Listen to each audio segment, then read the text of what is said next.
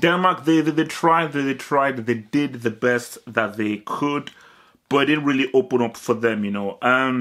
So obviously Denmark opening up with that great Eriksen goal. And I thought, you know what, after they got that Eriksen goal, I thought, you know what, they're gonna easily keep this at 1-0 or end up being 2-0. I just think for Australia, the individual ability just really isn't there. I just thought at Denmark, the defensively as a whole, they were able to deal with whatever threats Australia were coming through, because really, Schmeichel didn't really have to make any serious kind of saves.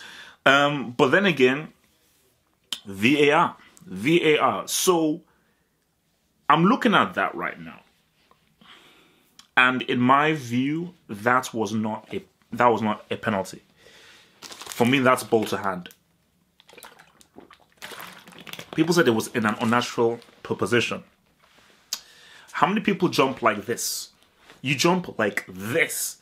So unless, because again, when you look at what Carlos Sanchez did or what Umtiti did, they moved their hands towards the ball. He jumps like this, he's looking some other place, and it just strikes his hand. So I think it should only be a handball when you're very conscious of what your hand is doing, or your hand is in an unnatural position. He wasn't conscious of what his hand was wasn't conscious of what his hand was doing, and it was not in an unnatural position. So how is it a penalty? So again, referee looks at that and is like, sorry, it doesn't really make any sense for me. So Australia then gets the penalty. And I thought that Denmark would get that second goal. And look, man, for me, Sisto is just showing why he is going to be such an asset for Denmark. Because the thing I like about Sisto is that he tries things. He may lose the ball, make a right pass, he may get dispossessed, but he keeps on trying to force the issue. He keeps on trying to beat his man. He keeps on trying, and his movements with the ball, he goes left, he goes right, and you could see that Australia were finding it very difficult to really clamp him down, because he is so smart and so clever in how he moves with the ball.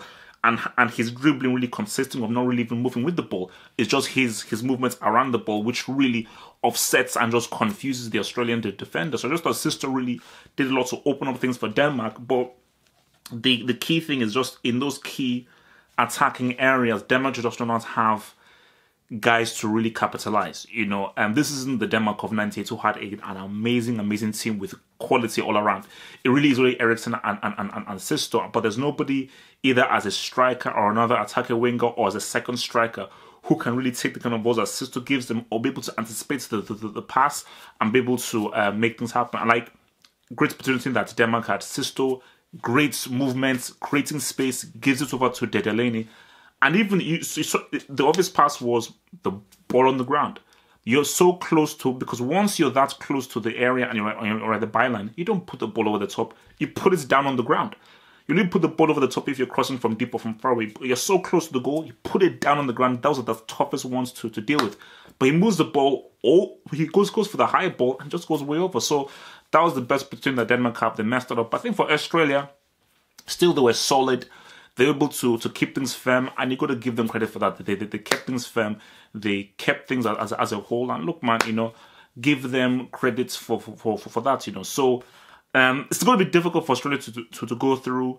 1 point. They're going up against a tough Peru side. I don't think they can beat Peru. I don't see that happening. The best they could hope for is a draw again. And for Denmark, it's tricky. 4 points is still solid.